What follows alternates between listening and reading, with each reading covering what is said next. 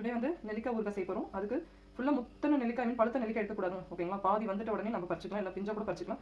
Reason என்னன்னா ஊறுகாய் செய்யும்போது முத்திட்டு இருந்தால் அந்த கொட்டை வந்து நறுக்குன்னு சாப்பிடும்போது ரொம்ப கஷ்டமாக இருக்கும். நம்ம இந்த ஸ்டேஜில் எடுத்தோம்னா அது ஃபுல்லாக வெந்துடும், நம்ம நெல்லிக்காய் அப்படியே மென்று சாப்பிடலாம், ரொம்ப நல்லாயிருக்கும். இந்த ஊறுகாய் எப்படி செய்யுதுன்னு பார்க்கலாம். ஒரு பாத்திரத்தில் எண்ணெய் ஊற்றி கடுகு உளுத்தம்பருப்பு போட்டு தாளிச்சிக்கலாம்.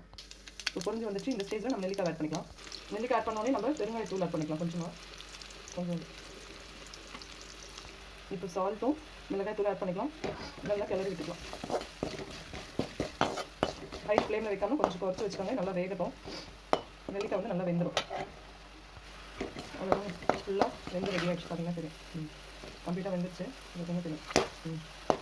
இந்த ஸ்டேஜில் வந்து நம்ம கொஞ்சோண்டு நாட்டு சக்கரை ஆட் பண்ணிக்கலாம். உங்களுக்கு எவ்வளோ தேவையோ நீங்கள் அவ்வளோ போட்டுக்கலாம். அப்படி இல்லைன்னா வெல்லம் ஆட் பண்ணிக்கலாம். அவ்வளோதாங்க, சுவையான நெல்லிக்காய் ஊறுகாய் ரெடி. இந்த வீடியோ பிடிச்சிருந்தா மறக்காமல் லைக் பண்ணுங்கள், ஷேர் பண்ணுங்கள், சப்ஸ்கிரைப் பண்ணுங்கள். தேங்க்யூ.